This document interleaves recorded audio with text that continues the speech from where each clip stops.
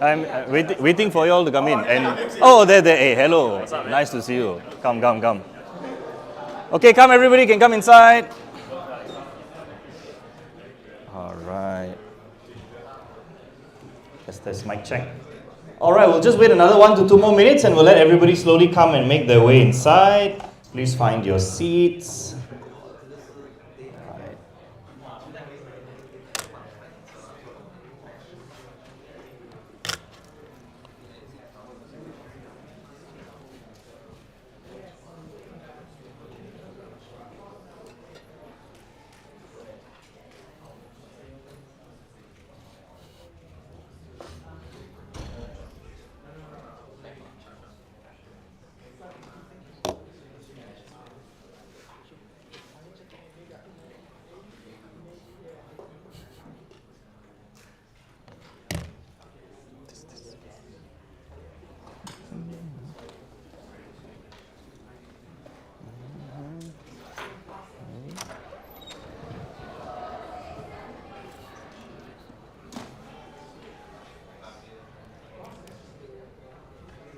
This mic check.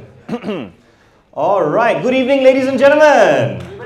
Good evening. Give yourselves a big round of applause for coming tonight on a slightly rainy day. But thank you all for showing up. My name is Ross. I'm going to be your MC for this evening. I know all of you are not really listening. You're all looking at my hair and wondering whether it's a real one or a fake one. It's real. Ask Skylar. He knows all about hair. Just kidding. Before we move any further, we always need to break the ice just a little bit. Part of my breaking ice is telling jokes, and part as well getting the audience involved. Now, can all of you just help me for a minute? Everybody, shake your shoulders a little bit, move your shoulders, because we're all typing a lot, programming, typing. Move your shoulders back, massage, just move them back, move forward, very good. Everybody raise your right hand, wave to the person on your left, say hi, wave to the right, say hi. Hi, give them a high five, high five, whichever side. Nobody there, okay, come, I give you a high five, high five, thank you. Now, don't put your hand down, put your hand up. Put your hand in an okay sign. Everybody say okay. Okay, you must listen very carefully to my instruction. Pull your hand closer to your face, Hey, you're not doing it. You must put the okay. Everybody must put the okay. Bring it closer to your face, listen carefully, and put it on your chin. Where's the chin?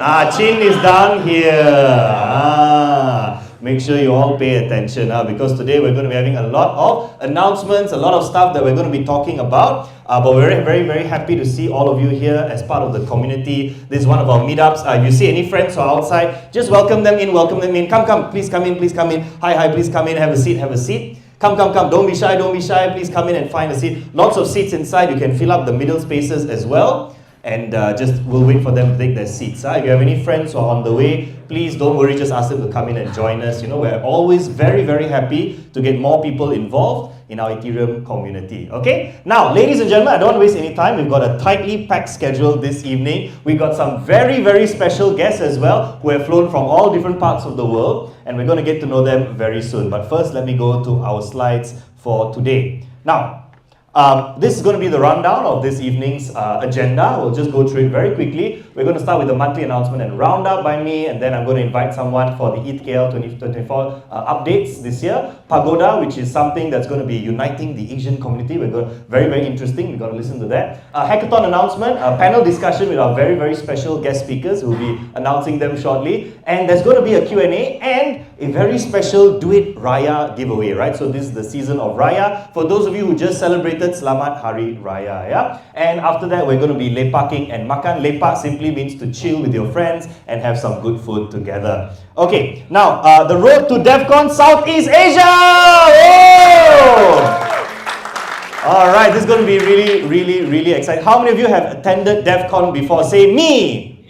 Alright, I hope by the end of this year, the whole audience will be able to say me. I have yet to attend a Devcon conference, so I'm really looking forward to this one. It's going to be in Bangkok, and I think everybody's going to have a great time there from 12 to 15 November this year. Yeah, so please put that in your calendars if you didn't already know. I think it's going to be really, really exciting. My friends are talking about it already. They're planning to book an Airbnb. Everybody stay and work there for like 2 weeks. So it's going to be quite exciting time. I hope to see all of you there as well. Now also that reminds me that right now a lot of our friends are in token 2049. How many of you have a friend who is in token 2049? Raise your hand. Okay, thank you. Put your hand down. I know there are some sad and funny things happening there. You know, we see a lot of these videos of the aeroplane become submarine. You know, the whole shopping mall is covered underwater. And of course, because we're in Malaysia, sometimes we might find it funny. But I have friends there who are really struggling and suffering. I had friends who couldn't get enough food, stuck in the airport, flight delayed, went to Oman lah, don't know where, this one lah. I had one girl, true story. She was stuck in the taxi in the flooded road for 5 hours, and the taxi driver charged her the equivalent of 2,000 ringgit. True story, yeah, true story. I don't know why he charged her for protection, I don't know.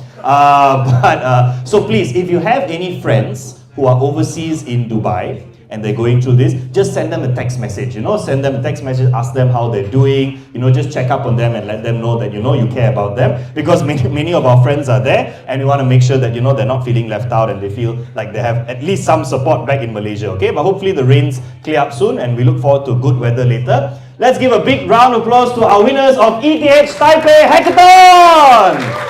Alright, Malaysia represent, we've got... So if you're in the audience, I'll ask you to stand in just a moment. The first one I see there is Rift, Eason Chai and Eve Ko. Eason, are you here? Eason, where are you? Let's give Eason a big round of applause. Well done, well done. Well done. He produced something called Rift. Next to that, we got Buddy, we got Serliang, ZK Yap, Kenny Yong, Ki. Anybody here? Are you here from this team? All not here, no problem. Our third team, we got Cross Yield, Benjamin Tan, Viman, Yi Chen, Vanessa, Yudish. Stand up if you're here, so we can give you a big round of applause. Yudish, I know you're here. Benjamin is here. Congratulations. All right, please be seated. Now, of course, we're very proud of anybody who represents Malaysia and goes around the world winning hackathons. And honestly, I've been in the industry for some time. I know that Malaysia really has some great blockchain talent, right? I know many of my friends here who are very, very talented in, creating all sorts of things on the blockchain. I wish I had half that talent. I can only speak, but every event needs a speaker, right? So hopefully I can play that role and you guys can win more and more hackathons and put Malaysia at the center of the map. So well done to all the winners. If you ever feel like being generous and buying me some shampoo and conditioner, please do. It's very expensive, Okay, some announcements today. So I'm just going to be announcing those of you who are interested in zero knowledge. Can you raise your hand if you've ever attended a ZK knowledge workshop? Can you raise your hand for me? 1, 2, 3, 4, 5, 6, 7, 8, 9, 10. Okay, got a few. Thank you. Put your hands down. For those of you in the middle, I didn't see any hands raised. But if you'd like to learn what is ZK Knowledge Proofs all about? Well, we've got our online workshop on the 21st of April, so that's going to be this Sunday, 8 to 10 p.m. And we've also got a physical gathering for those of you who prefer face-to-face, 27th, which will be next Saturday, 10 a.m. to 12 p.m. Host we won't come. So zero knowledge is something really quite cool. I don't have the technical knowledge to explain it in depth, so go for the workshop if you're interested to know. And one of the best analogies that I can think of for zero knowledge is like you want to prove something, but you don't want to reveal too much. So it's like when you have a girlfriend and you've done something wrong, but you don't know what it is. That's what zero knowledge is. You've done something wrong, but you have no idea what it was. Anyway, moving on from zero knowledge, okay, we're going to be doing a monthly roundup. For this, I'm going to invite Danny to come to the stage and just go through. Oh, no, it's me. Oh, it's me, sorry, it's me. Sorry, Danny is later. Okay, oh yes, Eigenlayer Hashim! Whoa! Now, that's really quite exciting. It's also a very complex thing. I used to be a crypto educator, for the basic Crypto 101, what is Bitcoin, what is Ethereum, stuff like that. But crypto has grown to a point where even me as an educator, I struggle to explain certain concepts, but I'm also learning day by day. So yes, Eigenlayer mainnet has now shipped, and this allows people to restake ETH and use that in different protocols in different chains. And I was joking with a friend just today, he posted on Twitter, it's like, crypto degens, we can restake across 5 chains, across 69 protocols, but nobody knows how to pay tax. So, if anybody can come up with a taxation layer, that would be very helpful for the next hackathon. So Eigenlayer ship, let's see what other exciting things. Oh, well. Jang. So unfortunately, sometimes we run into issues with regulators, and it's important for us to be aware, because what happens in the regulatory environment tends to flow to the rest of crypto. And so if you've been following the news, you would know that the SEC in the US, that's the Securities Exchange, has issued something known as a Wells Notice. Now, for those of you who don't know, a Wells Notice is basically when the Securities Commission has felt that this particular group, individual or company has violated some regulatory laws in the country, and so they've issued this notice. I have not read the exact notice. I don't think it's publicly available yet. But Uniswap founders seem very, very brave. They seem like, they all, his reply reminds me of the TikTok song, Quenchana, Quenchana, everything's okay, and I think in the end of the day, he firmly believes that what they're doing at Uniswap is for the betterment of the industry and they're on the right side of the law, but only time will tell. Right? Whether you like regulation or you don't like regulation, regulation is all around us, right? So we always have to be up and aware about what's going on. So yeah, that's a very interesting development. We'll see how that progresses as time goes by. It's like the SEC versus the whole of DeFi, so that'll be interesting to see. Okay, so the Devcon upgrade has gone live as well! Well done to Ethereum and the Ethereum Foundation and all the programmers and developers behind it. This has resulted in sub-cent fees on Arbitrum, right? So Arbitrum is one of the layer 2s that we have, and obviously cheaper fees means everything's easier, right? Money can flow much easier when things are cheaper, right? And that's one of the best things about crypto, right? That we can flow money cross-border at a very, very affordable price. Come, please find your seats, please find your seats. Good to see more people coming in. All right, let's see what other exciting things are we in the roundup. Okay, so this is the Road to Devcon calendar.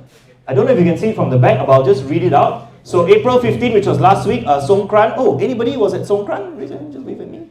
Oh, got a few people there. All right, it's very, very wet. I didn't go because my hair cannot get wet. It's not nice. 18th of April is our meetup today. We've got April 24th, Devcon at the Philippines, and also a Singapore meetup as well, right? So if you're interested, please, please stay tuned because I think there are a lot of events that are happening in all sorts of places as we lead up to Devcon 2024 all the way in Bangkok. So always be aware, all right?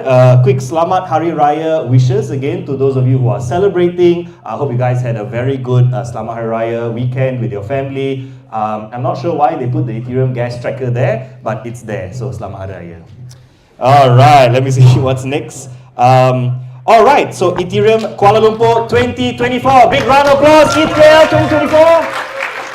All right, so I'm going to pass it over to Danny, who's going to be giving us an introduction about what's going to happen this year. Woo! No clicker, just press. Yeah, just press. Hi guys. So I can't really reveal too much info, but I just want to reveal that it is happening this year again. So, and I would also like to thank all of you actually, because if it wasn't for you guys,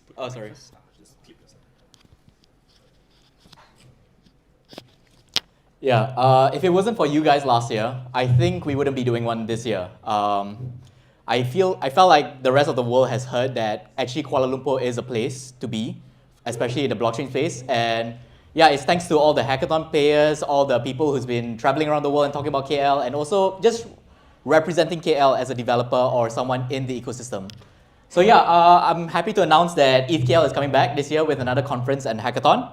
And before I get to that, I'm just gonna give you some stats about ETHKL. I had to do a bit of research and try to understand how far have we actually gone. So these are all estimates, by the way. I really tried my best to calculate every single event, how many participants, how much engagement we got on Twitter and all that. And we've gone really far. And this is all thanks also to our founding members, as well as the founding organizers. So, thank you, Matt, thank you, the Devcon team, and everyone who attended, since 5 years ago. Yeah.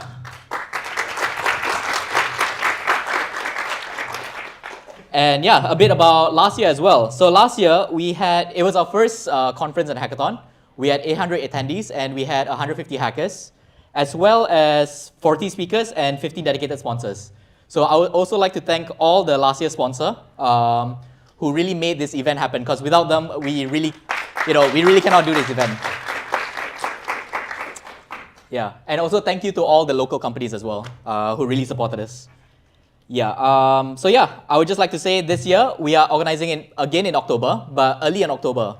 And the reason for this, before that, So the venue for this year, considering that it's DevCon and I managed to get a pretty decent deal from KLCC, we are doing it at KLCC. So,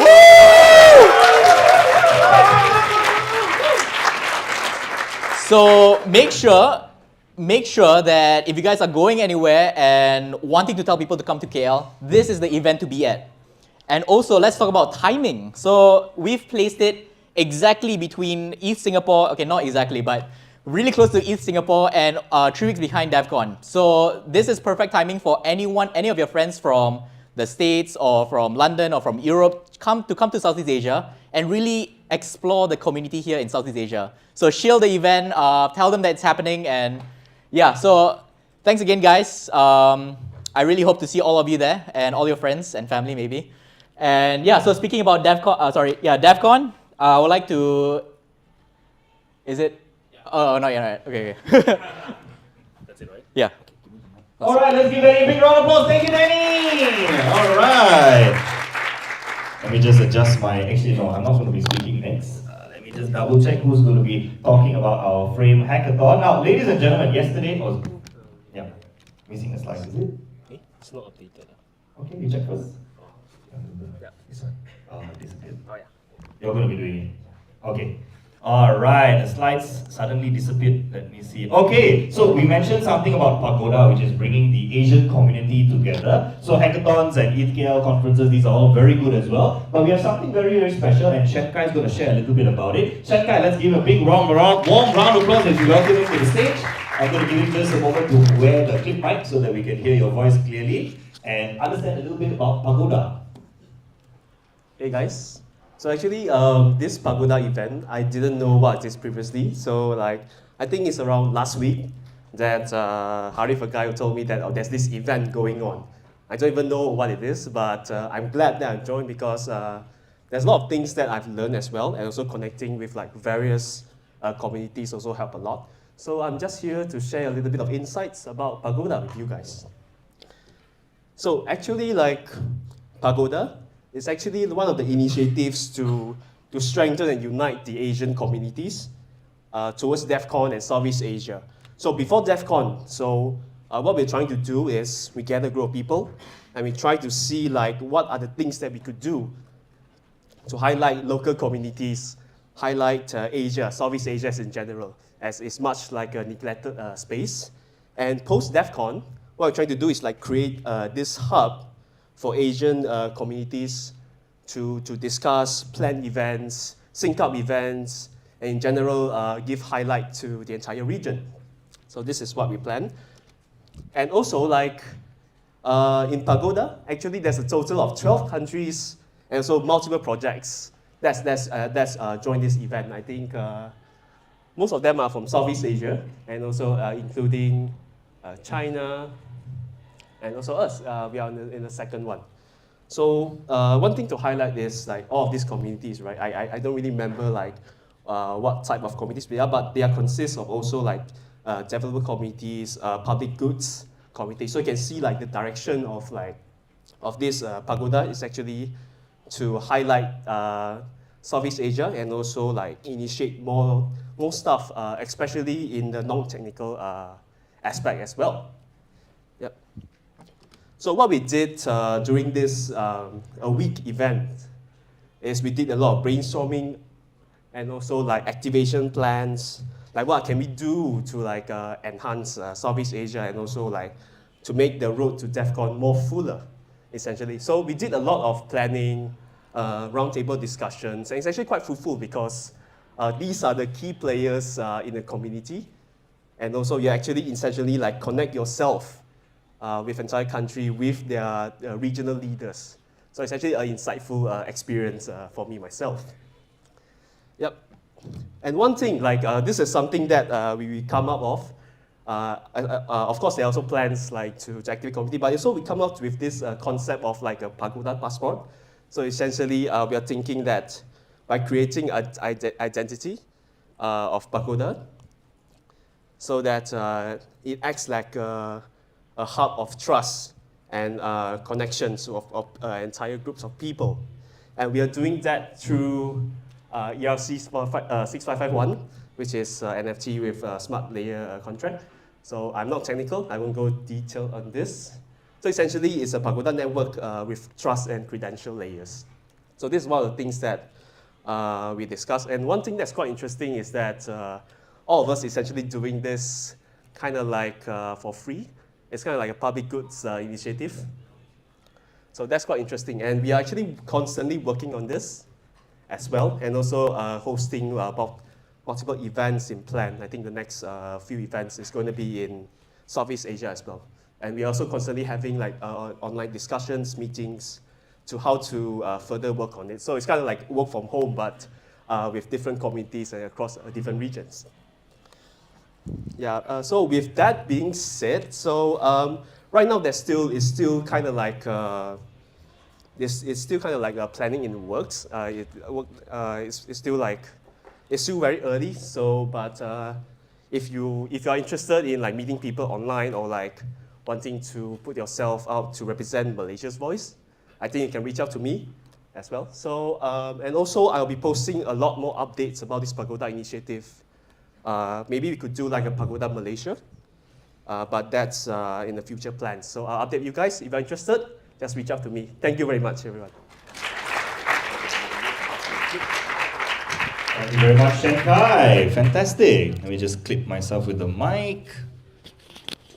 All right. So I think what he highlighted is very, very important. I'm going to highlight it as well because when I first worked in crypto, I worked as a community manager. And my goodness, community building is not easy. You know, it's a 24-hour job, 24 hours. You don't get to rest. Even if your contract says 9 to 5, you don't stop working when it comes to building the community. And a lot of what we do is on, for free. We volunteer and we help out. Even tonight, people organize tonight's event and all the events that you see. And it's important to realize because when you attend Devcon or when you attend ETHKL 2024 and you see 1,000 people, 2,000 people, 3,000 people, they didn't just appear there overnight without hard work, right? And so now we get to see the hard work that really goes behind it. So if you're interested in contributing, Shenkai will be here all night long in the blue shirt. Please come talk to him, contribute, volunteer. Because if we don't help each other, then who's going to help us, right? We need to help and build our community together. And it's always great to see the Ethereum community always very strong, always building. So that's always very, very nice to see. And frame hack. Okay, so who's going to be announcing this? I think it's going to be Shen Yong. Shen Yong? All right, let's give Shen Yong a big round of applause and welcome him forward. Everybody likes a good hackathon. I'll let you clip the mic first. And so let's find out more about our hack this year. Yep. Hi everyone. Nice to meet you guys. Came here. And yeah, anyone here on Farcaster? Yeah. Anyone on Farcaster? Yeah, I'm very attached to Farcaster because I get the best username. My surname is Kim, and my user handle is Kim. So that's the best thing. I front run all the Koreans, So that's one of the best achievements as a Malaysian here, okay? That's my best username ever, Kim, okay? Yeah. So yeah, basically, I think a few of us are actually in the Farcaster ecosystem. We're seeing that Farcaster releases Frame, and we think that's exciting. And and it's actually not a hard thing to actually develop as well, developing frames. So I think to Harif and also the Devcon team, we decided to actually run a very small scale ETHKL frame hack. Not a lot of price, not big prizes. Just want to have everyone have the experience to try out frames, hack Farcaster and frames, and develop interesting ideas with it.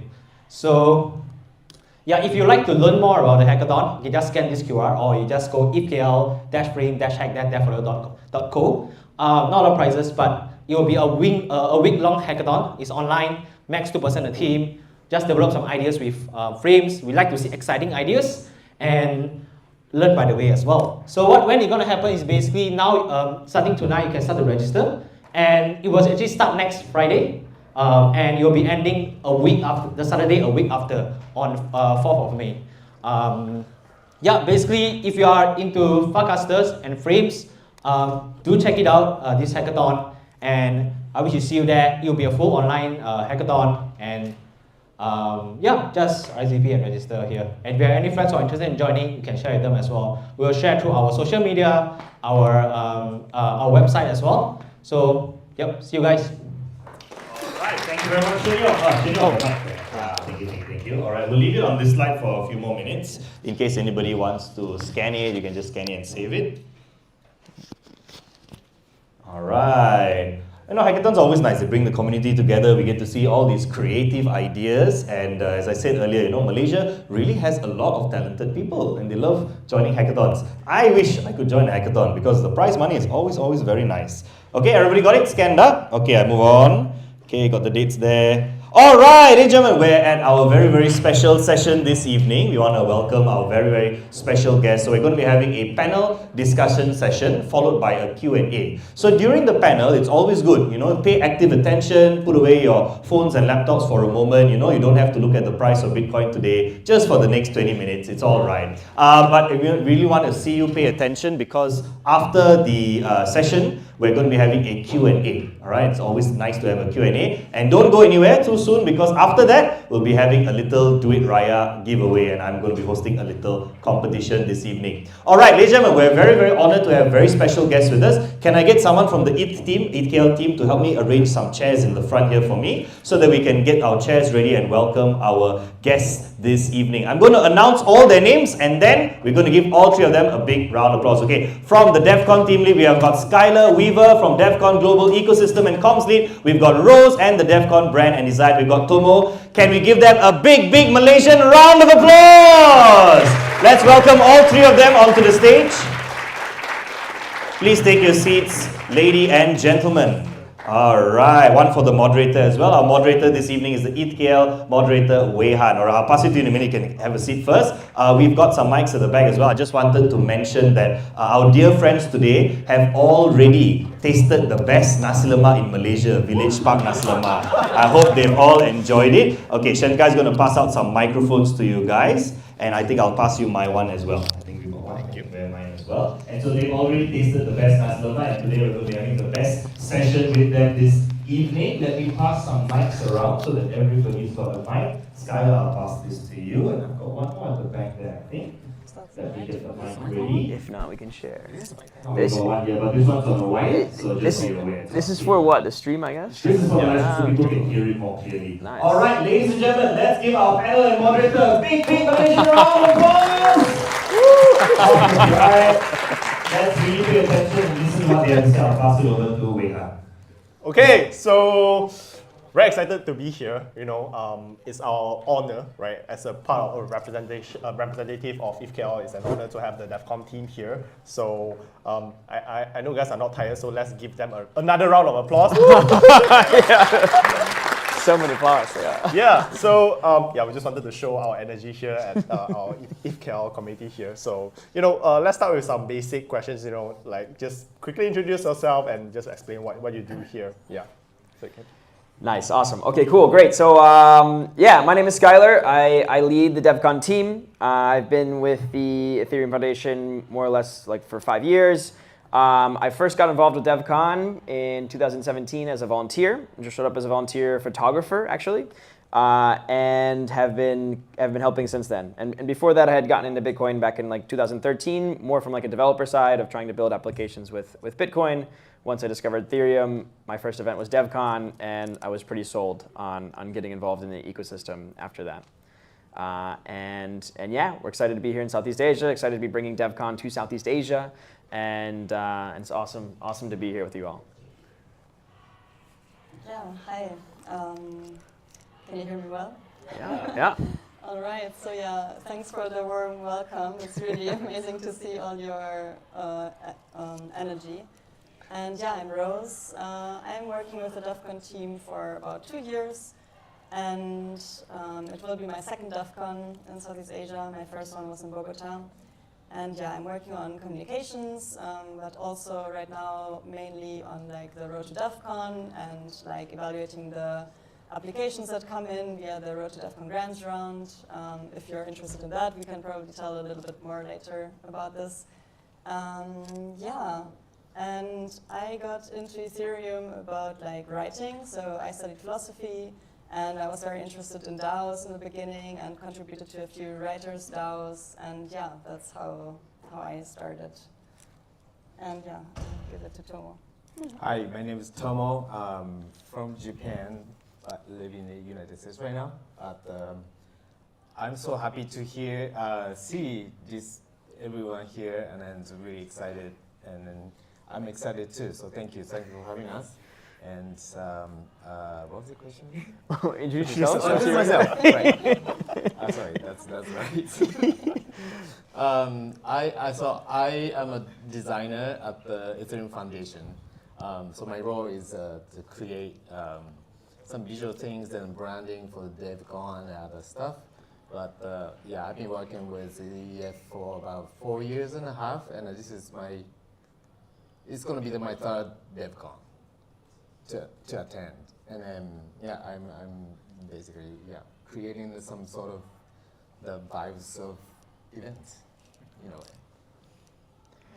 Okay, great. So now that everyone has okay, another round of applause. Okay, we're gonna do this every question after every question, if you guys have the energy. But yeah, so when our MC was asking like who has attended Devcon before, like we only see a few hands up. So and some of you might actually hear Devcon for the first time, like me myself included. Like I have not attended a Devcon event at all. So I just wanted to perhaps could you guys like give an overview of what Devcon actually is, and perhaps outline what kind of events or what kind of sessions can be expected during the event. Yeah, so perhaps Skylar can take this. Yeah, totally. Okay, so Devcon is the Ethereum Developers Conference. It is organized by the Ethereum Foundation, and it is the oldest Ethereum conference. The first Devcon actually took place before Ethereum had even launched in 2014 in Berlin.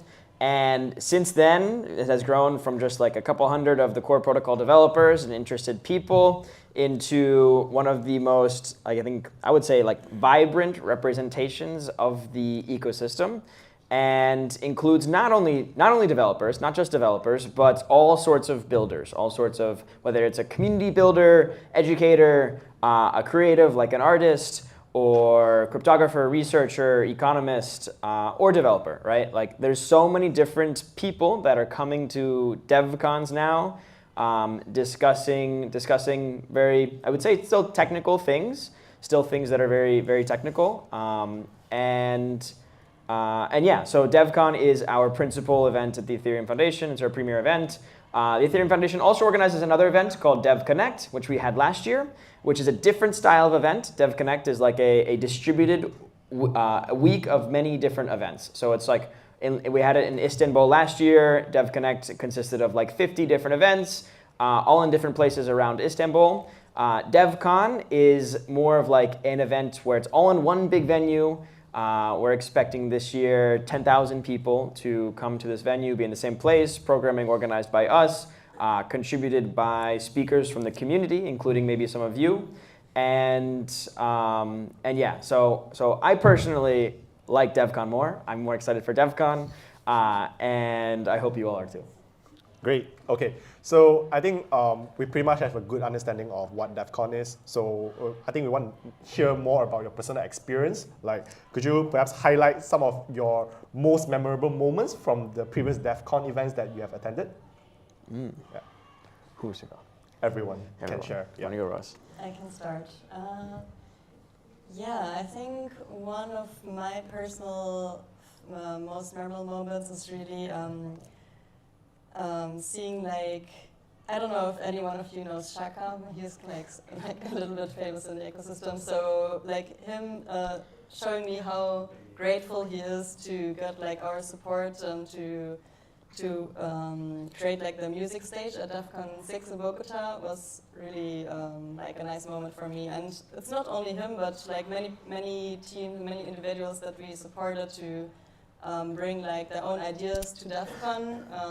Yeah, I think that was very cool to see. And yeah, the music stage was one thing that was really special for me also. It was really initiated by the community, so it was not something that we planned from the start. And in the end, it became such an integral part of Devcon, and it contributed to the whole atmosphere of the conference. Like, it was always present, and in the evening, people went there after the talks and after the deep sessions to just like hang out and relax. So, yeah, I think so. Overall, the contributions of the community and like their gratefulness to be able to contribute, and yeah, that's most memorable for me.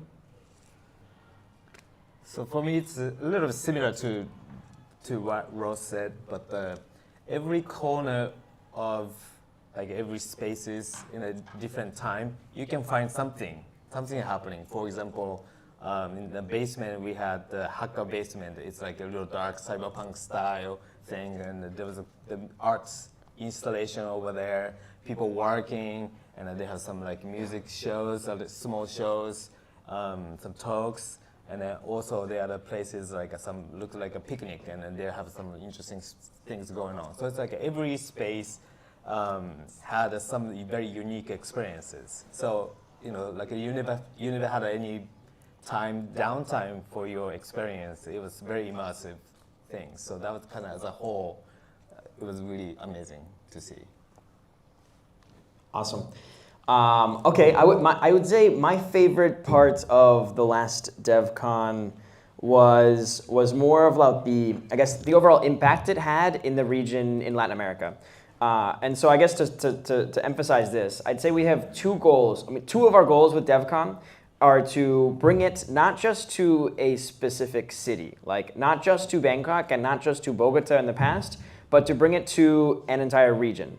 And for this, we really we are trying to, for one, get the community involved and activated in DevCon before it comes.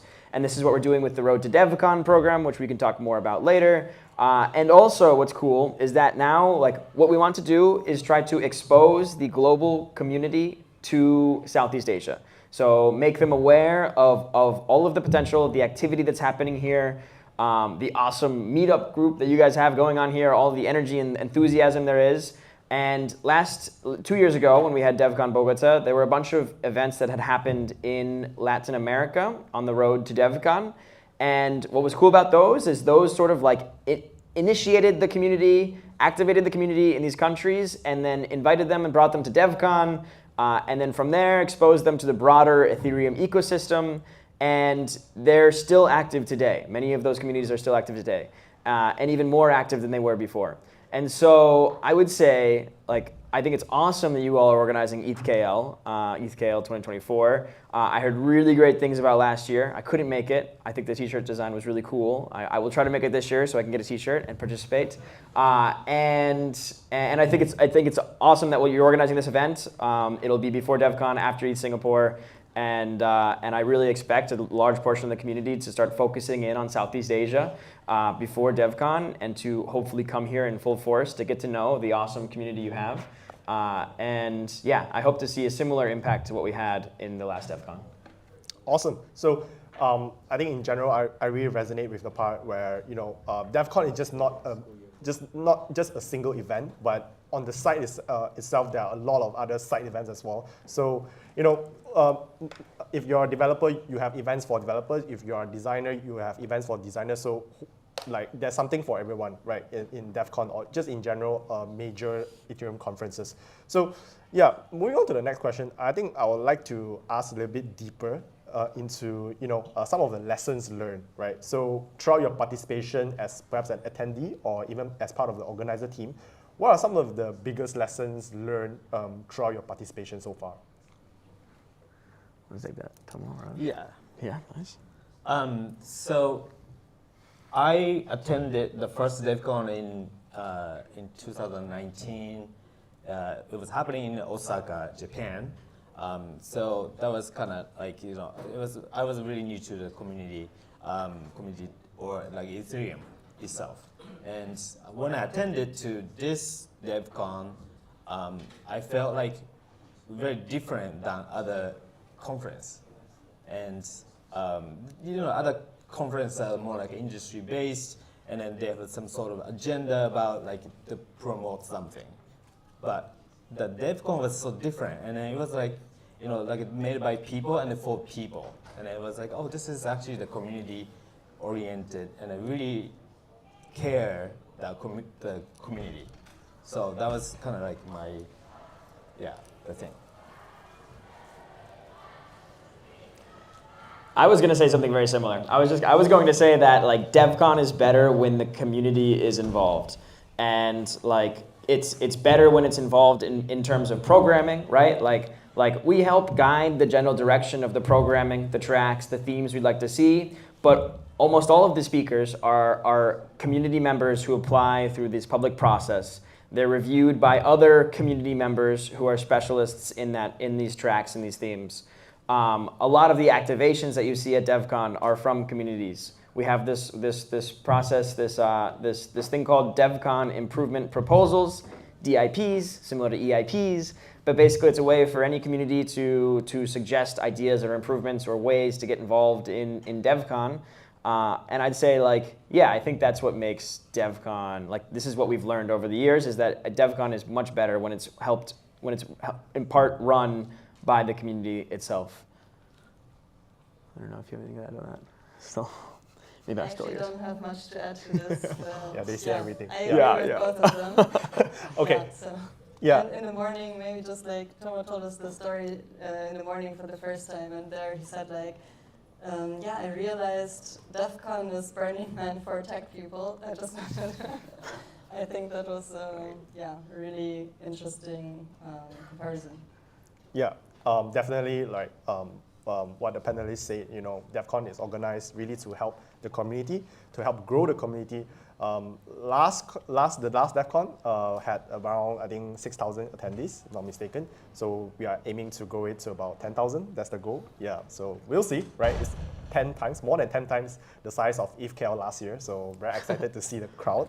I guess we can move on to, you know, talk about the current or the upcoming DevCon, right? So I'm personally very curious about this, you know.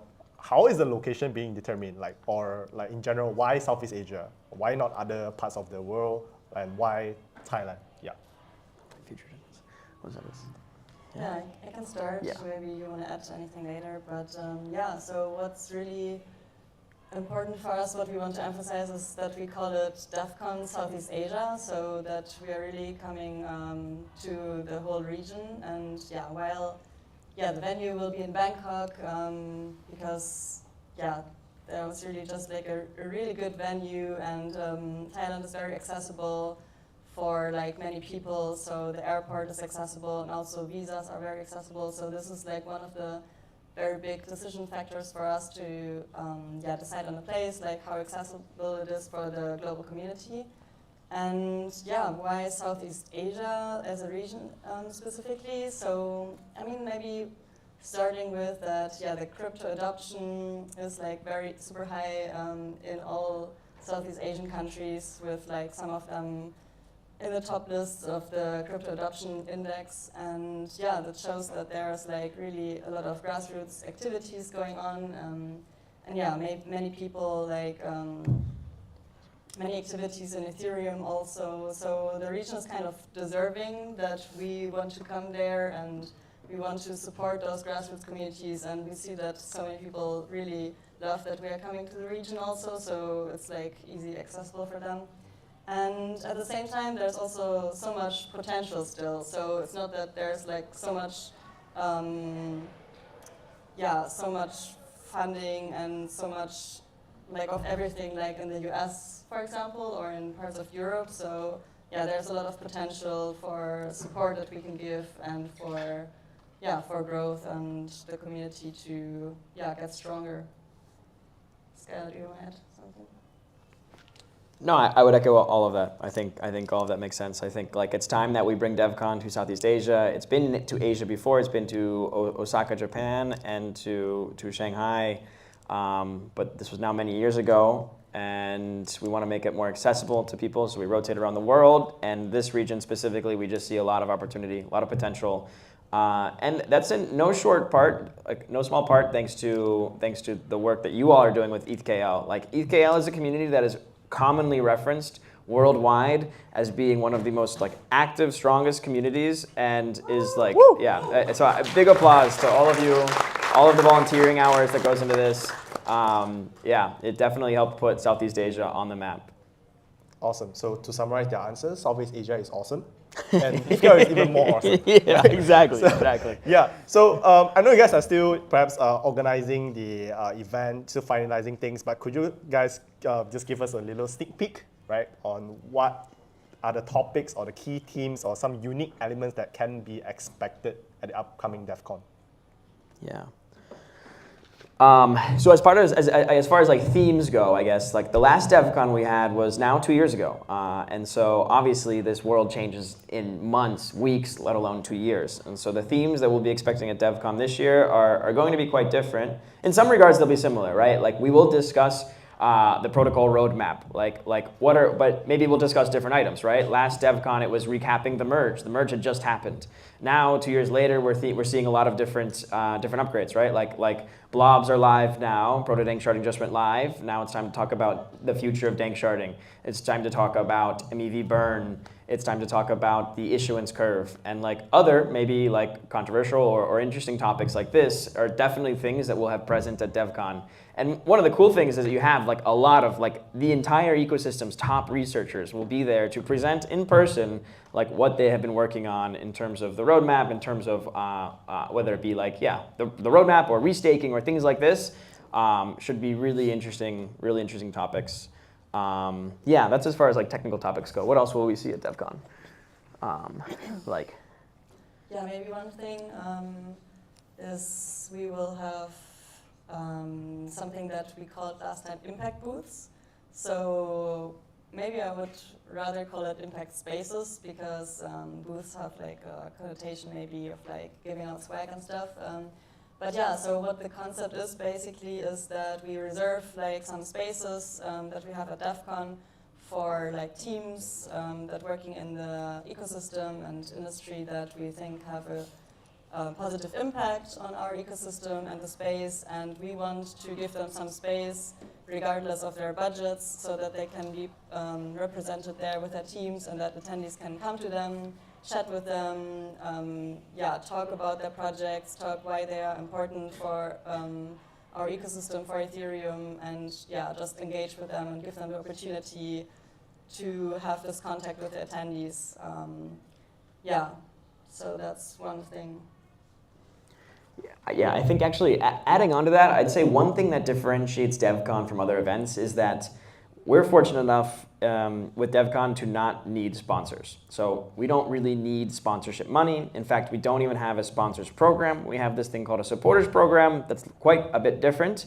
And it also means that our programming, our spaces are unimpacted by money. And I think this is not true. Like, unfortunately, I mean, a lot of events they need to break even, right? They need to sell sponsorships. They need to raise money. Like, that's totally understandable, and that needs to happen. And sometimes you need to sell speaking slots for this or things like that. This is something that doesn't happen at DevCon. We don't sell speaking slots. And so the talks you see there, the topics you see are because we believe they are the most interesting and relevant for the Ethereum ecosystem. They're not because somebody has paid for a certain speaking slot or paid for a certain booth to be there. And so yeah, that's I think one thing that differentiates DevCon, which makes it exciting. Awesome. So I'm curious about the design part. So perhaps Tomo can take this question. Like, how would the brand and the design differentiate from the previous DevCon? Yeah. So this DevCon is all about Southeast Asia. So we wanted to create something that unites the whole region. And I was thinking, I went to a couple of trips to research the different regions, understand what is the Southeast Asia theme, and came up with a lotus as a symbol of unity and purity and beauty, and also growth. In Japan we say the lotus grow over the mud, so it's like a kind of overcoming something hardship and something. So I thought lotus has a beautiful symbol, and also Ethereum Foundation has a vision about the Ethereum. It's called Infinite Garden. So we want to create some sort of the feel of nature, and that probably we can make a infinite flower garden or something like that. Awesome. Yeah. We actually have a poster. Yes. Oh yeah. It's really by the beautiful. way, represent the essence of Is it a giveaway? So actually, so we have some Take it away. posters. First come, first serve. Yeah, yeah. Wow, yeah, first yeah. come, first serve, There so you don't go. leave too After, early. after, yeah, yeah. Yeah, after Or that. maybe you can raffle them off, and whoever wins the next thing, whatever that was. Yeah, that can be cool. But yes, just to emphasize, Tomo created all of these designs. So like this, like the new diva we have, which is our Devcon mascot, which changes iteration every year. Tomo created this. The logos we have over there, like he's referring to the lotus in the center of the Ethereum logo. And so yeah, I think, and if you go to devcon.org, you see this amazing background that tries to incorporate many different aspects from different Southeast Asian cultures in that. So I really think it turned out well. Yes, and yeah, I guess the final question before we move on to the public Q&A is, what advice would you give to people who are considering attending Devcon for the first time? Yeah, so that's everyone here. What do you say? Yeah, I can start. Yeah, I think one advice would be if you've never been to an Ethereum conference or also never to Devcon, you could volunteer. I think yeah, it's really like a cool experience to just like get to know the other volunteers who are also new in the space, and sometimes it's even also people who are already a while in the space, just like want to contribute and want to have like kind of a plan what to do during Devcon. And yeah, I think it's a very enriching experience, especially when you're new to the space. And if you are not new to the space, then I think the best way is to also get involved with Devcon, with the DIPs, the Devcon improvement proposals that Skylar already mentioned. Like the music stage that I was talking about before was also a Devcon improvement proposal. So yeah, if you not just want to attend, but also want to get involved a bit and like really, do something there, then the Devcon improvement proposals are the right way. Who wants to give their advice as well? Yeah, I would second that about volunteering. I think it's like right away it gives you a cool community of people who are like-minded, also interested in the ecosystem, and gives you a bunch of friends. And it's also a great way to get started in the ecosystem. So like I myself started as a volunteer. I think many people here, how many people here have volunteered before at an event? So whether it be ETHKL or Devcon or Devconnect, there's like lots of volunteers, and I think many of them have probably gotten their entryway into the ecosystem through that. So it is a really good opportunity. And maybe another tip would be maybe don't waste all your time at parties or after events. Like try to spend some time focusing on the actual event. There will be a lot of parties, no doubt, in Bangkok nonetheless. But there's a lot of really interesting content that will happen. We won't start until 10 a.m. every day, so there is some time to sleep in. But you should definitely try to prioritize learning, I think, throughout the week. Great. Tomo, do you have any? Oh no, they already said. Okay, cool. So we have plenty of time left, and again, this is a great opportunity for everyone to ask the Devcon team any questions that you want. So perhaps, just start now, right? Just raise up your hand and ask your question. Yeah, I'll run to you and pass you the mic. Anyone?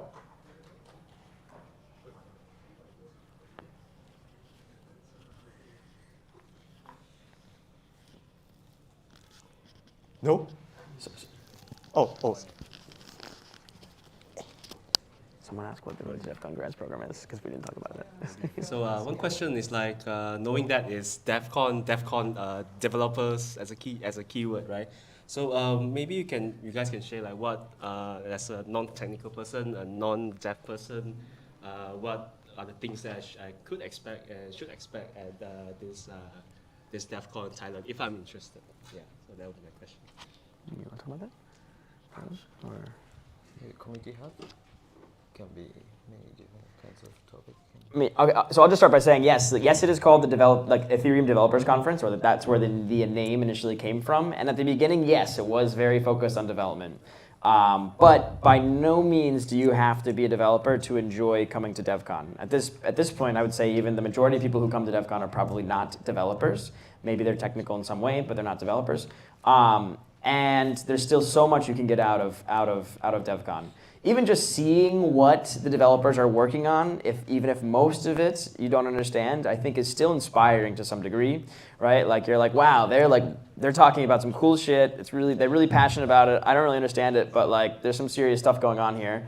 Or getting to know other communities, other people who have like-minded interests, right? Like one of the things about I think what makes Ethereum different than other projects in this space are the values, right? Like there's some values that Ethereum tries to embrace, tries to stick by, and these values attract certain people who align with these values and think that they're important, and these people are the community. And so I think just by coming to DevCon and being around other people who value these same values and getting to know part of this community is an awesome experience. And you don't have to be technical to take this away and to contribute and to get involved and to learn at DevCon.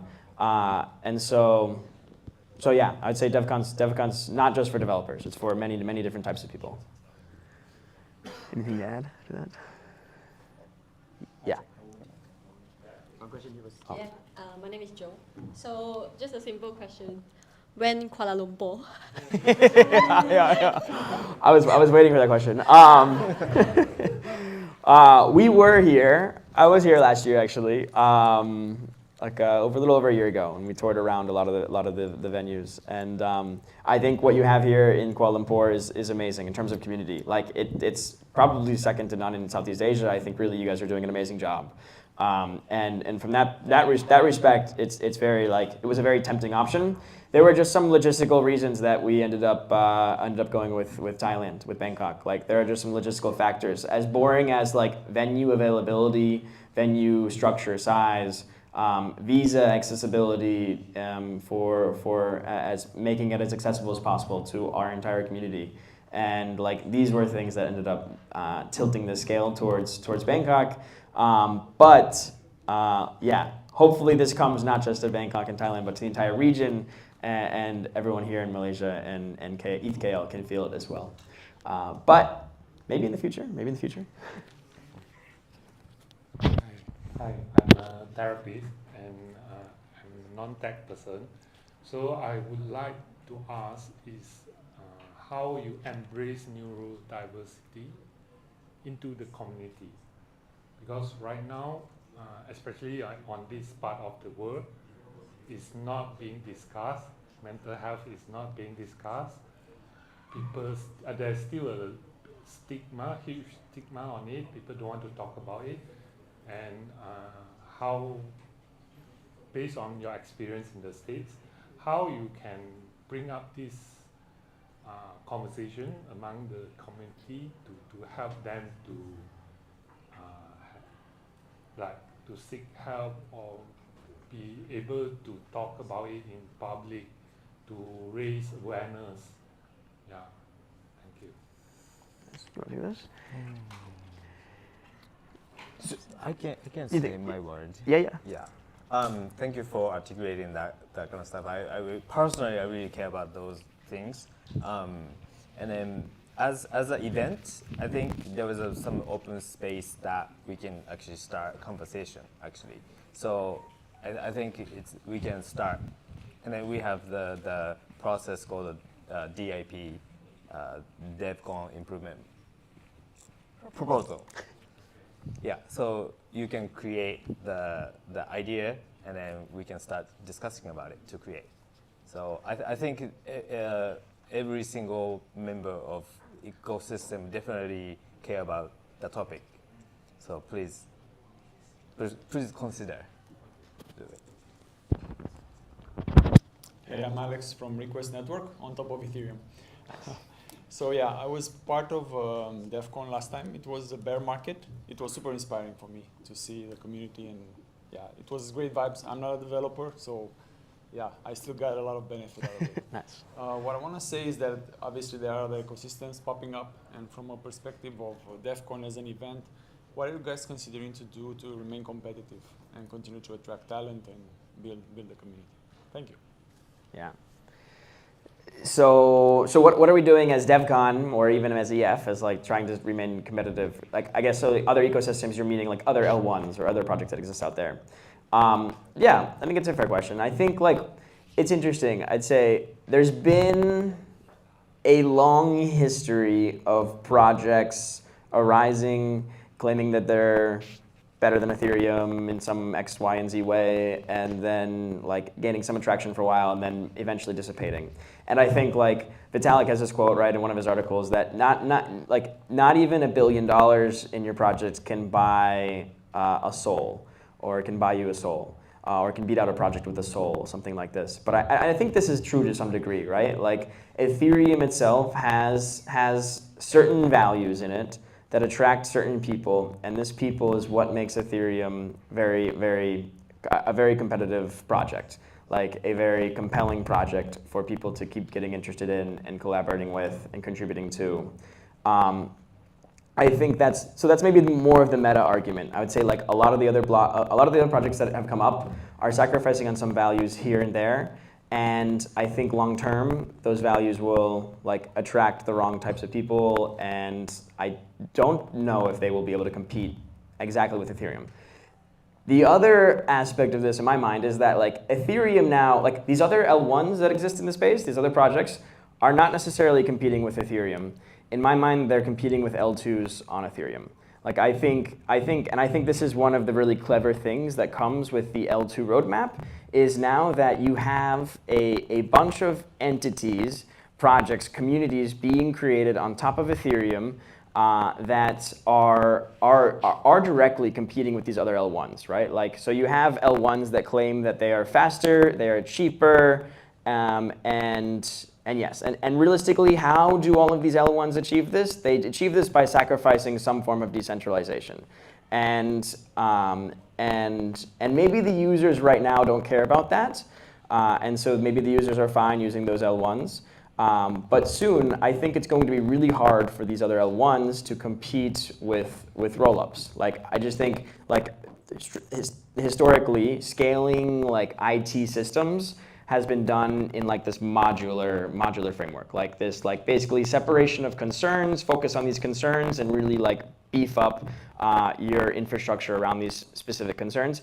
And I think like rollups kind of does this. So rollups give you cheap transactions, they give you fast transactions, and they do this without sacrificing without sacrificing decentralization or security in this sense, right? You still, like under a true rollup, which I realize most rollups are not true rollups yet, and they need to get there, but under a true rollup, you still inherit the censorship resistance of Ethereum, you still inherit the security of Ethereum, and now you have super fast, cheap transactions. And the bonus on top of this is now you also have, like, these rollups are entities that have revenue mechanisms, right? So they have revenue, they can have a marketing budget, they can have a business development budget, they can have these things that are much more sustainable than L1s. Like all L1s that exist today, they have foundations that have a limited set of funds that are just slowly depleting.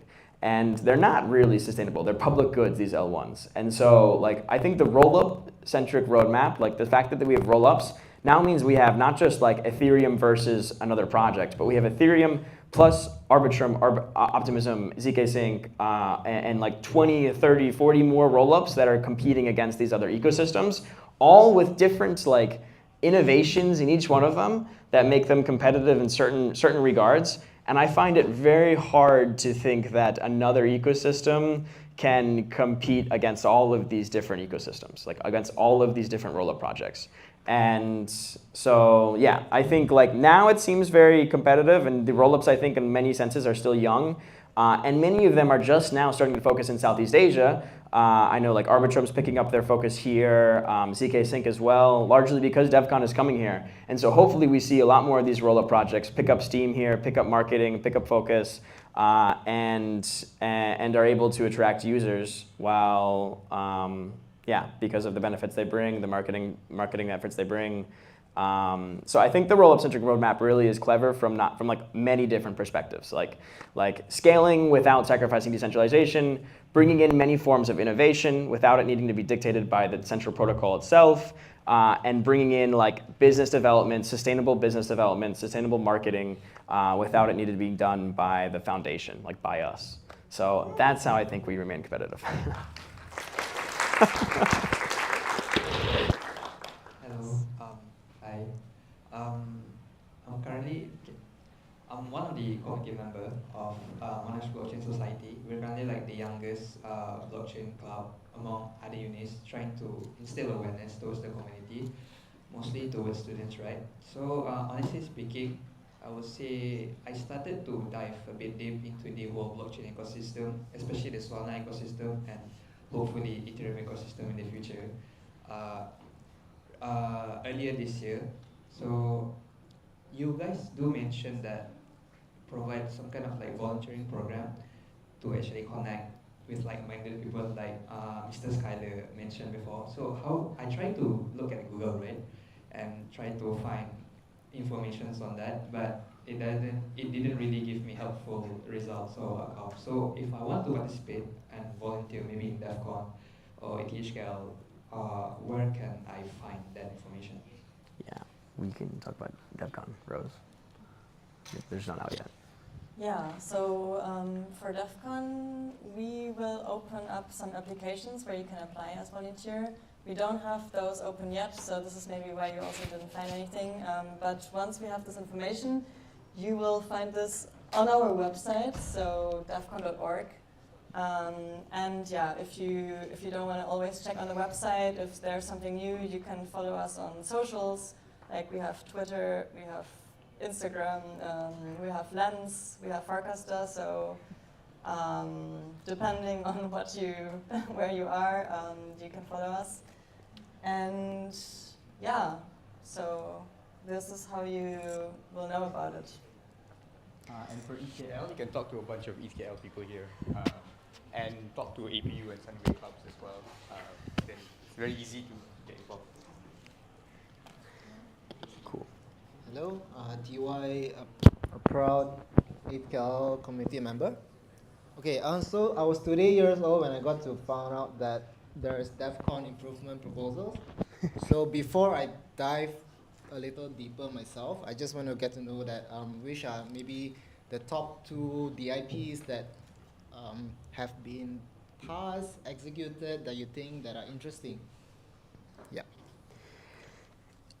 Yeah, okay, so Devcon improvement proposals. Basically this stemmed from us getting a lot of requests from projects in the space to like use their project for Devcon. And I do believe that Devcon should be run on Ethereum, built on Ethereum, on crypto-related technology as much as possible, right? Like we have the audience, like if we can't do it, who can?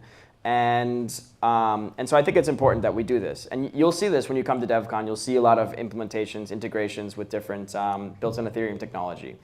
So the different proposals we received, like one we received last year was for ZooPass. It's actually like it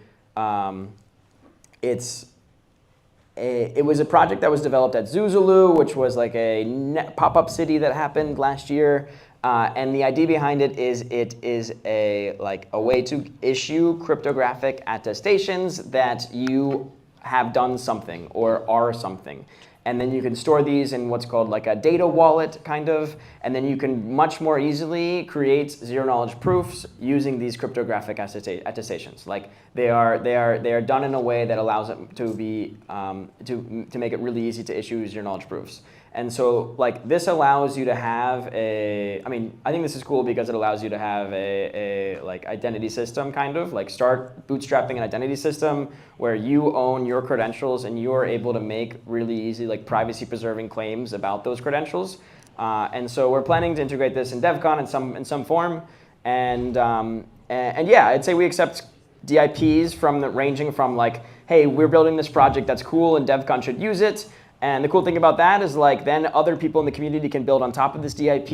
And what's really cool about Ethereum in general is everything is composable, or a lot of stuff is composable. And so like, yeah, we want DIPs to be composable, but also you can suggest non-technical things like everyone should wear a hat on Tuesday, or like something like this that's like maybe like the ERC of Devcon improvement proposals, where it doesn't even need us to approve this, but you want to get community support around this. So Devcon improvement proposal provides like a forum for these ideas to happen.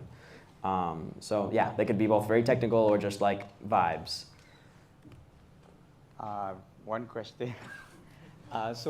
In Malaysia, we have this word called kiasu. where it basically means people are very competitive and they want to win. It's a very Asian thing. So for a couple of people who've already mentioned you're interested in volunteering, and I imagine there'll be a lot of people who want to qualify as volunteers. So what can they do to stand out amongst the applicants? You want to say this? No. Okay. Yes. So we do expect to have more volunteering applications than we can accept. This is what happens almost every year, and so it does actually become quite a competitive position. And I would say really just elaborating on why you want to be there, why you're interested in Ethereum, and focusing on the values, right? Like if you put in your application, you wanna volunteer so you can learn about the alpha, about what the price of Ethereum will be in the next couple of weeks, you're probably not gonna get in. But if you put you're interested in these values, maybe like certain values that Ethereum represents, and why you're interested in those values, and why you'd like to see how you'd like to use Ethereum to improve this world, I think these are the type of people we'd like to see at DevCon and representing DevCon. And so I would say, yeah, those are some tips. That was the alpha. Yeah, that was the alpha. Yeah, exactly. Okay. Oh no. Hello. Yes. So my question is very simple. Last DevCon was 6,000 people, right? And this year you're expecting 10,000 people. So I think growing the ecosystem is always a challenge. Sometimes there tends to be a ceiling, or it feels like a ceiling. So what initiatives do you have for this year that might be pushing that, the amount of people who will be going to DevCon? Yeah. So I think for one, it's been now 2 years since the last DevCon happened. It has, the community itself just has grown. Like those who are interested, contributing, collaborating within Ethereum have grown. The numbers have grown. And so I think just from that simple fact, we can increase the size of DevCon without necessarily diluting the quality of the people that will be there.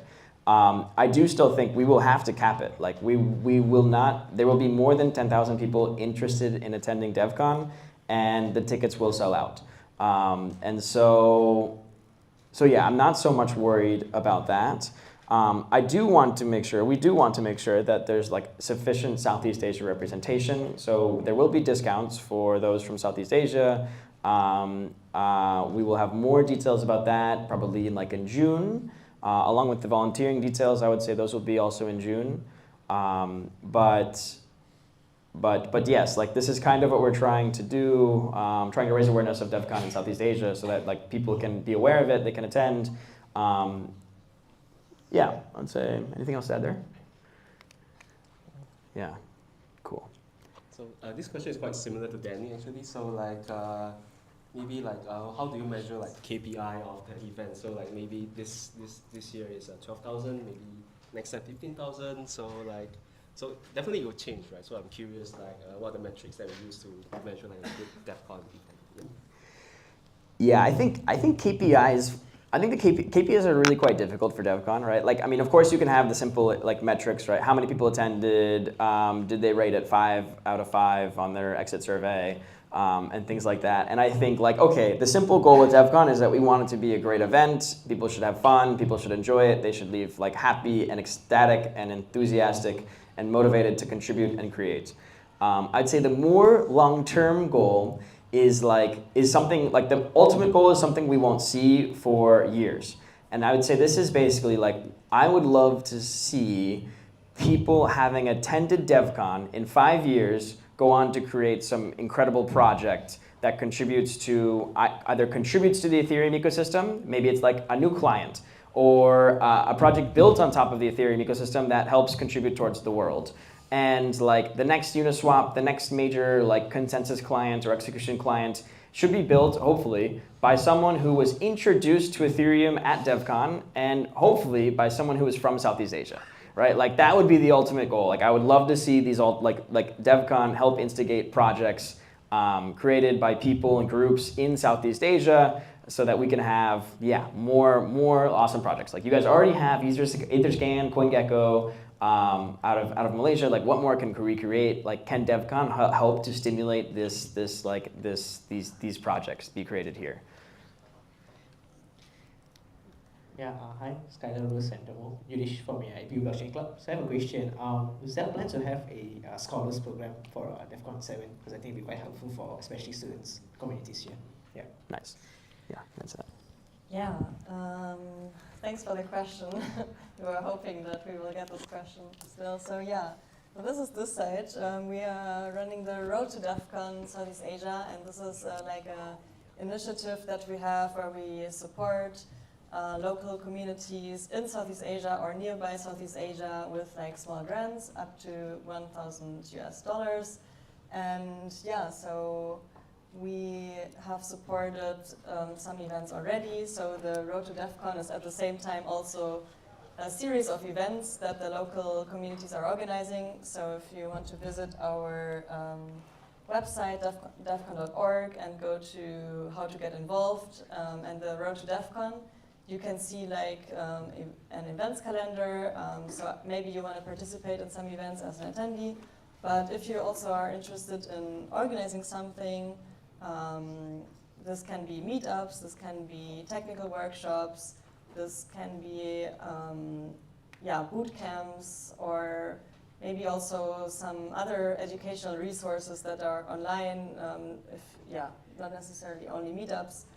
Yeah, then we want to support you, and so maybe to mention what are kind of the requirements. As I mentioned before, it's in Southeast Asia, so our focus is on Southeast Asia or nearby Southeast Asia. It should be like a local initiative from like your local communities. It should obviously be focused on Ethereum and on education, so not about token investing, but like about technical topics or beginner-friendly topics, both is possible. And I would say so. So ETHKL has already qualified for some Road to Devcon grants. Also, APUBCC, right? Like that is you, right? Has already qualified for some Road to Devcon grants, and like we would love to see more education around Ethereum happening here. Yeah. Like, so I think there's more blockchain clubs here. There has to be. There's more people who are interested in creating, like, it could be small also. It can be 5, 10, 15, 20 people getting together, talking about some sort of topic. It could be general, it could be more advanced. We'd like to support. I think you also specifically asked about the scholars program, right? Like, so getting people to Devcon, right? So like, we do have a scholars program, meaning like there will be, like it is scholarships, they would pay for flights and lodging, and you would get to know a lot of other people from around the world. I think this year it'll be between 50 to 100 people. It is normally very competitive, but yes, I would encourage, if anyone's interested in this, definitely apply for it. Those details will also be on our Twitter, also be on our website, and probably I would expect it to be a similar time frame of June, July for those applications to be launched. Me again, Alex. I mentioned already that it was pretty inspiring for me. The event was 2 years ago, right? Is there a particular reasons you guys do it every 2 years instead of on a yearly basis? You want to say this, Tomo? So, yeah. So it used to be actually annual event, but we switched to 2 years. There was a couple actually reasons, I think. Having enough preparation to it, having the Devcon every year is actually like really fast, actually. And then, for example, having a 2 years will have us enough time to prepare, and then not only that, we can actually run the initiative like Road to Devcon, which will actually activate the local community too. So I think that's one of the key reasons we decided to do. Yeah, I think to make it more significant also, like I would say this is probably the only Ethereum event that happens not every year, but every other year now. And yeah, we want it to be more significant, have more impacts in the region before we get there. So yeah, we'll see. Okay, awesome. So that's the end of, that's the final question. So yeah, round of applause and thank you. That's answering the question. If you guys still want to ask more questions, you guys can do that later. But yeah, I'll pass back to our MC. Nice. And get your poster. Yeah. All right, there's some posters later. The event's not over yet. Hold on, Alfonso, hold on. Let's give our speakers another big round of applause. Well done to all of them. Fantastic job. Oh, you can take out the microphones, yeah. You can take out the microphones and pass it to Chef Kyle. Will help collect the microphones. Thank you so much, guys. It was very nice being able to listen, to three of them share about their experiences at Devcon. I have personally not gone to any Devcon yet, so I'm really looking forward to this one. It's going to be my first one in Bangkok. And after listening to Skylar talk about Ethereum, it looks like I'm going to have to sell all my Solana. But it's alright, it's alright. It's alright. We're not really competing in the space, right? We're all building together, isn't it? Isn't it? Cut off the camera now. No, I'm kidding. It's okay. I work in a centralized exchange, so we accept anybody's token. Alright, so where was I? Yes, so we've got a game that we're going to play. The time now is, I don't want to take too much time, but I'll give you guys about 20 minutes or so if we can play the game. So what's going to happen is, I have a Do It Raya giveaway, right? Do It Raya in English is kind of like, what is Do It Raya in English? Money envelope. Is that the English equivalent? Money envelope. Ang pao, right? So I've got 5 to give away. I've got 5 prizes. But how we're going to do it is very similar to what I did last year at ETHKL 2023 when I was also hosting. We are going to do a Crack My Seed Phrase competition. So what's going to happen is, if you have not played this with me before, I like playing it last year, get your laptops ready, get your phones ready, and if you came as friends, get your friends ready as well, because it's easier to crack the code as a group of people. Okay, let me explain. I have placed 5 USDT into an empty wallet, okay, a MetaMask wallet. I'm going to give you 12 clues to guess what my seed phrase is. And if you guess it and you enter the wallet, you only need to steal 1 USDT and then show it to me. I'll check the blockchain as well. Don't steal all 5 because I have 5 prizes to give away. So steal 1 USDT at a time per person. If you steal one, let us know. We'll check the blockchain to be sure because the blockchain is the source of truth. And if you really stole my 1 USDT out of the 5, you'll get a prize. Okay, the prize is actual real money from the ETHKL team. Okay. Which chain? Oh, it's on the BSC chain. I wanted to use Ethereum. I'm so sorry. Ethereum is too expensive right now. You have your blobs, you have your shards, but unfortunately, Ethereum is a bit expensive.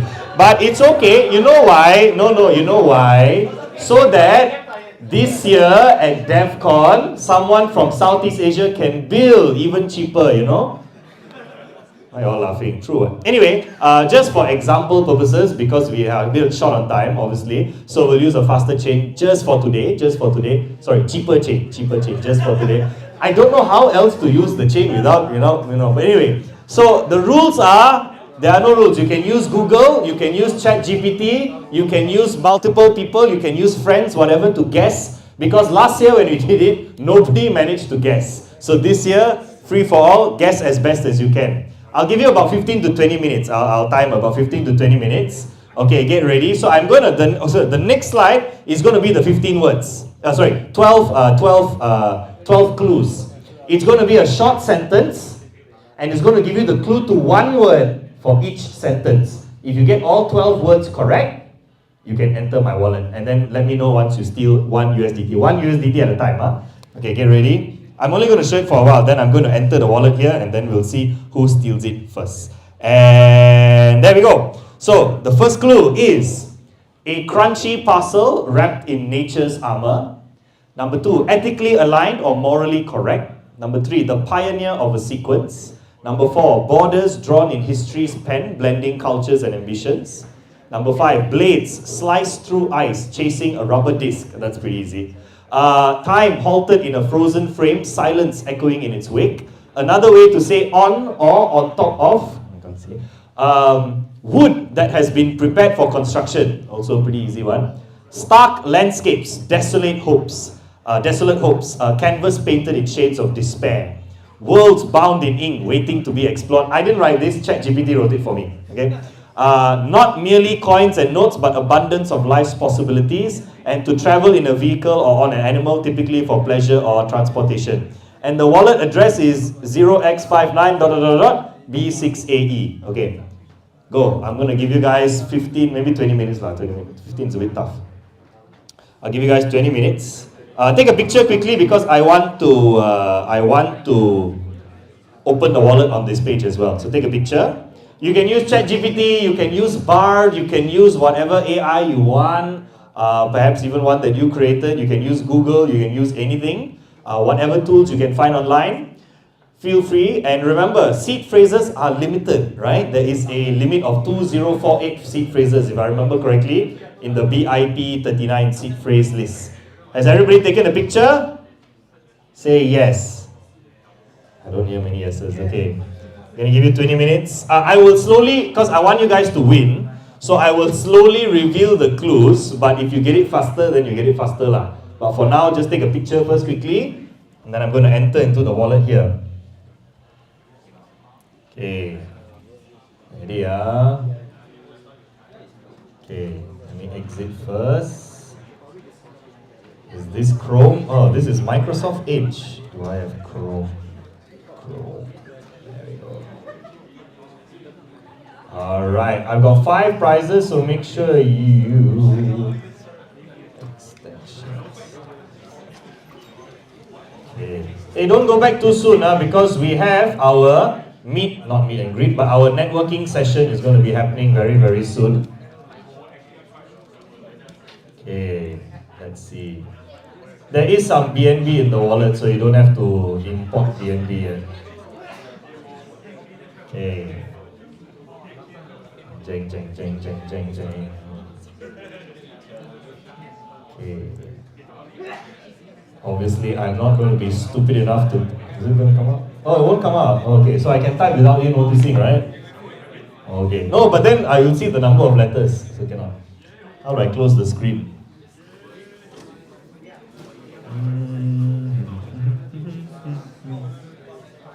Let's see. Jing. Anybody know how to use the Sunway University screen? I think I can just click projector off. Or let me click GA. Okay. Yeah.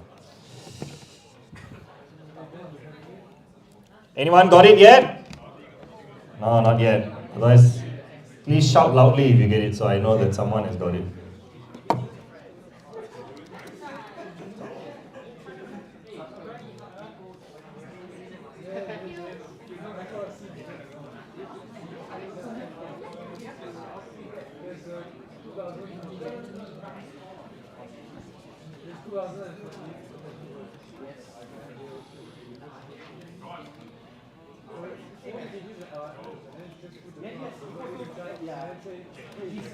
Yeah. Share the whole strategy with the whole room while you're at it. There's 2,400 here. You play. Yeah, sure. But that is what he has described very loudly is the strategy. There is a limited number of words in a seed phrase list, yeah? So if you can find the list online, you can actually put it into your AI of choice and ask the AI to play around with it until it finds it. I can confirm that that's what I did as well, and it's not too difficult to guess, I think. Yeah.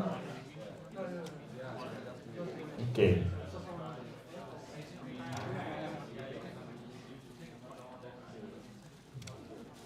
Okay, let's see. Import the wallet, see whether anybody got it yet.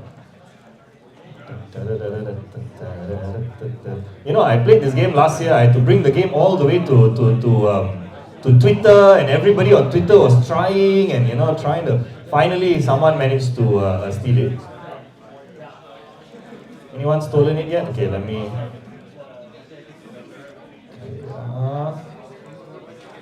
show you guys the MetaMask.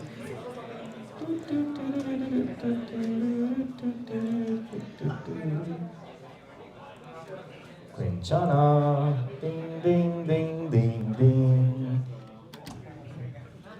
Okay, there we go. Okay, so nobody has stolen anything yet. That's my wallet. 5 USDT, and you got about $1 of BNB, more than enough for the gas fees. You know, funny thing is, people got confused. They thought there was, when you type in 12 random words, you might get wallets which are empty.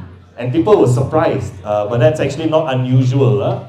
If you type random words here and there, your combination will result in some kind of wallet sometimes.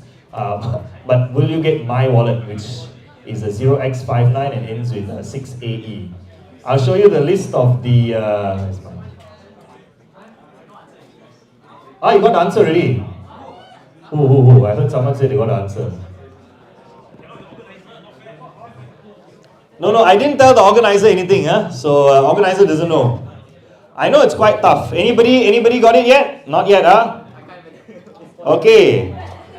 I'm going to reveal the clues one at a time, but we'll see who's fast. Okay, the first word is... What's the first word? Nut. Very good. Nut is the first word. I'll reveal three. The second word is... Right. Very good. The third word is... First. Very good. I'll give you 3. Nut, right, and first. Keep trying. You sure or not? You shouting only. You don't know whether correct or wrong. Okay, let's see anybody can steal or not.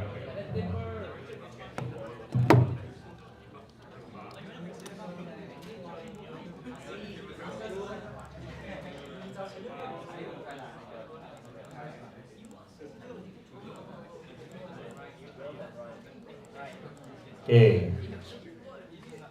Tough. Because Ethereum is too expensive. Which one? Arbitrum, but then you need Arbitrum ETH in it. Then you can't transfer out. It's not so easy as you just see.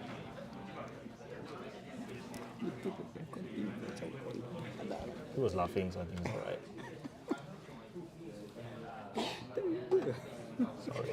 Sorry, boss.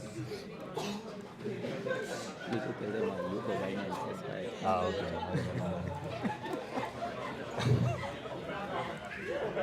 Okay, anybody got the next ones? Country is wrong answer. Okay, you want the fourth one or not? What's the fourth one?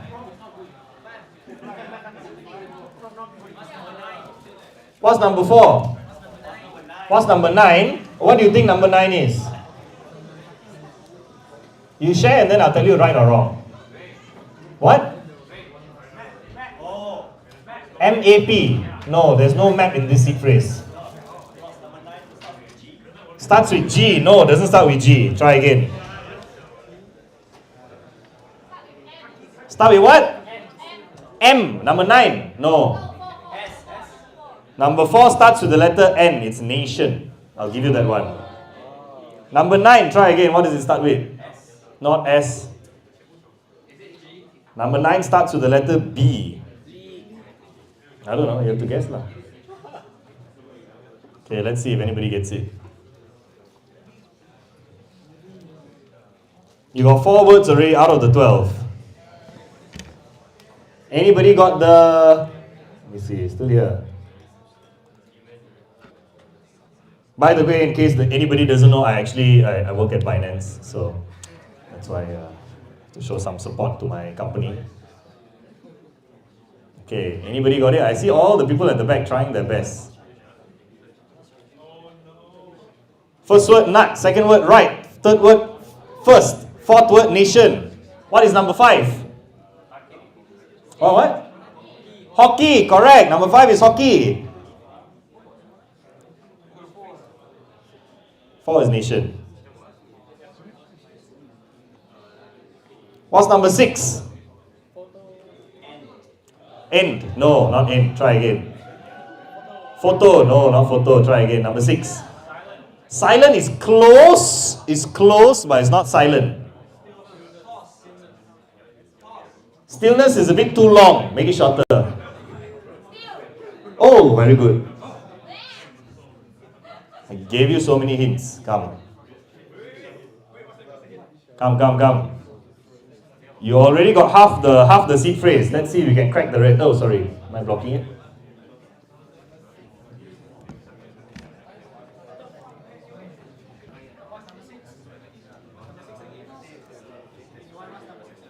Number 6 was still.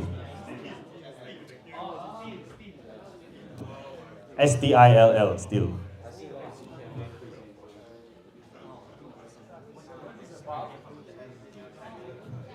Share knowledge, by the way. You can share knowledge with each other. If you all win, then win together, then you can share the prize. Matt is also trying.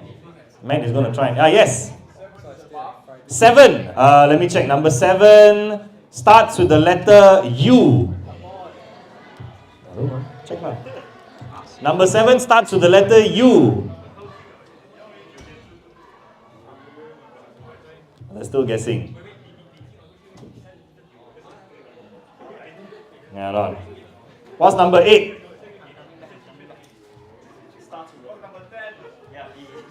What's number 10? You guess first, I'll tell you right or wrong. Number 10 does not start with A. Try again. It doesn't start with W, it doesn't start with B. M for what, Malaysia? N for, N, yeah, it starts with N. N for Norway, it starts with N, number 10.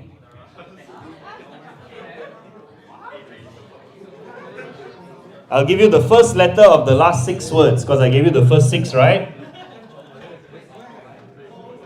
Okay. Number 7 starts with the letter U. Number 8 starts with the letter L.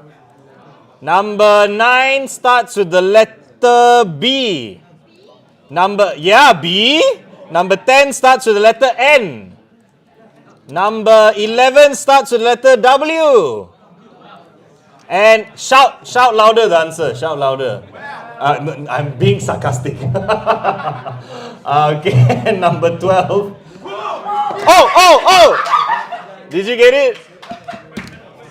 Did you get it? 6? Yeah, including the BNB lah. But still $1 first. And the number 12 starts with the letter... Oh, very good. Very good. So we dilute your price a little bit later. But you still one lah. Just take out one first. I want to see you take out one.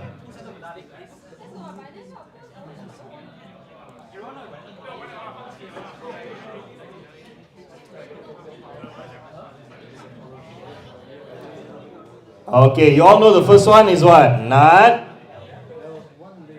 right, first, nation, hockey, still. So you got the first 6 letters. Now you just need to guess the last 6. And you already got the first letter, so that should be quite easy.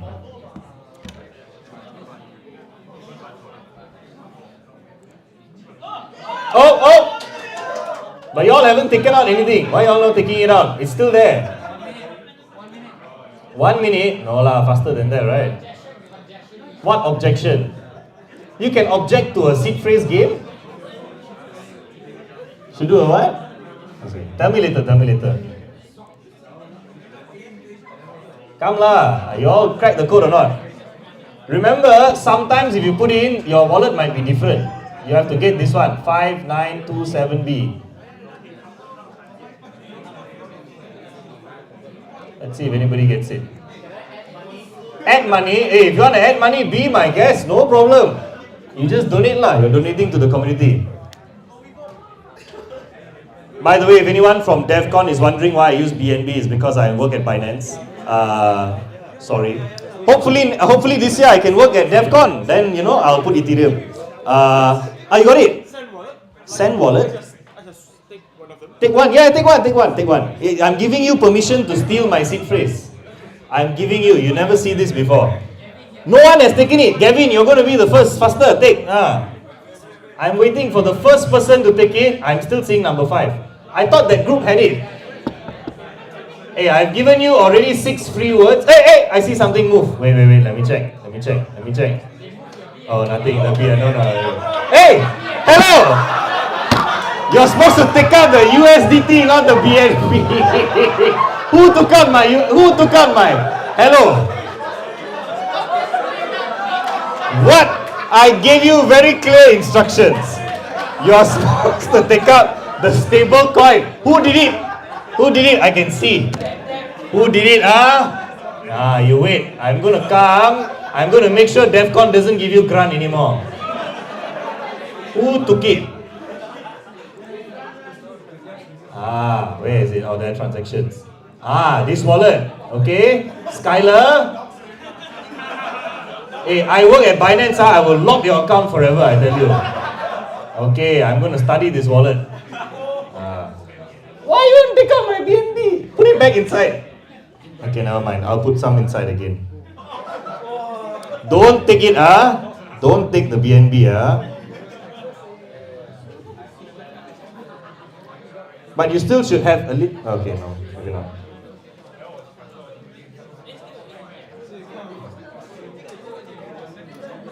Whoever took it, please put it back. Can't believe I have to ask this question in a ETHKL. What? Some people already got. Wait, hold on. Let me see whether I.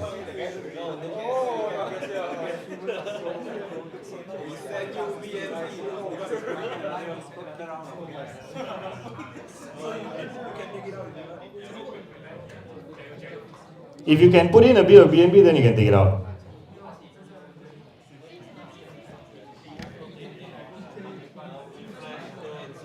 Okay, come. I thought you were going to get it, Gavin, because you were quite fast.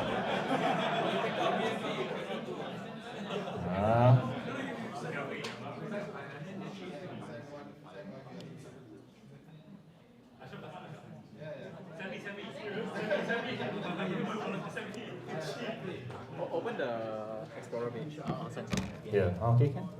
Yeah. You want the address, is it? Yeah, this one. Yeah. Why don't I give you the QR? Okay. Here. How do I show QR? Thank you, sir. Okay, I'm going to put a bit of BNB inside by Danny. Don't touch it. Touch the USDT. How many of you think you... Hey, there, the $1 is back. Just like magic, Did you return it, Who returned it? Thank you. Okay, quickly, who can steal my $1? Just steal $1. Not very hard, right? Steal $1. Who thinks they got the answer right? Transaction submitted. Okay, 1 second. We got one already. Okay, we got one winner. Come. Oh, 3. Oh, you mean two transactions already. Okay, 3. Let's see who gets the rest.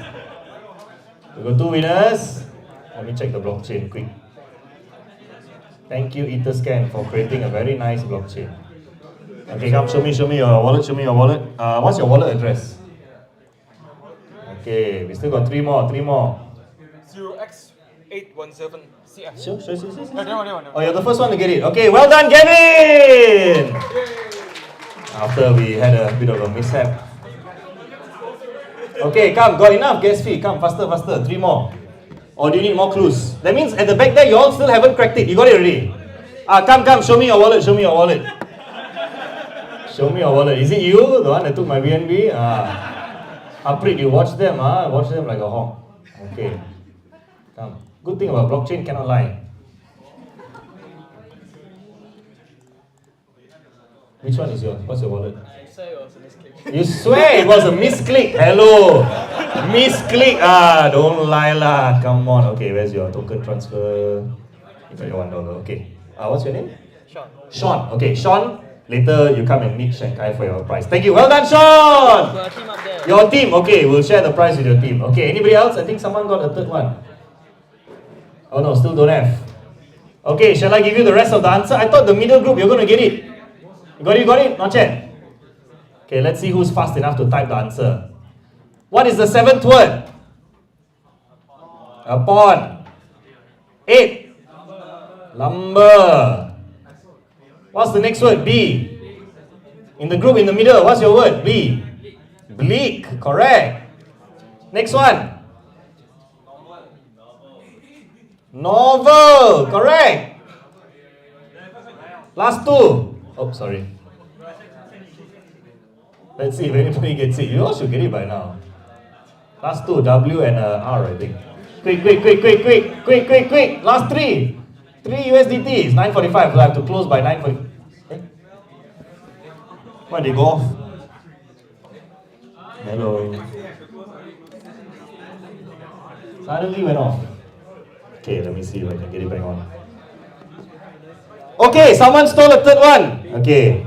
I can see 2 USDT left. 2 USDT, 1 USDT left. Faster, who's gonna get it? Who's gonna get it? Who's gonna get it? Come and show me, come and show me, come and show me. Faster, who's gonna submit transaction first? We cannot find USDT. You cannot find USDT? No, you import from CoinGecko and then you copy and paste the contract. Hello. You have to import the contract and put the contract there. Let's see if you get it. Are we done? Okay. The account is empty. Okay, so Gavin got it. At the back there, who was the one that got it? What was your name again? Sean. Who got it as well? Who got it as well? What's your name? Yuan. You couldn't import it in time. At the back, who took the 1 USDT? Okay. Hey, why is my presenter not presenting?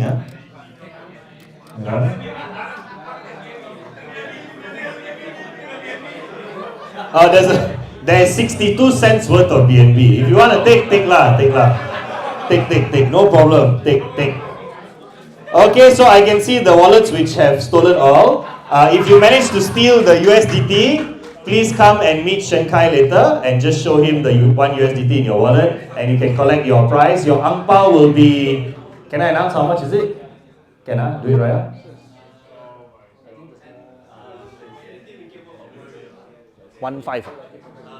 50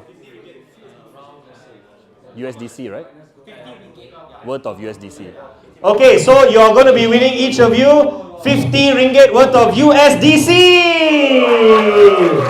Yeah, okay, so congratulations to the 5 of you who managed to crack the seed phrase with a lot of hints, and to the person who stole my BNB by accident. I'll speak to you later, okay? But don't worry, we're all here as friends and we're all here to have fun. I think that was the last of my slides, but let me just double check my slides.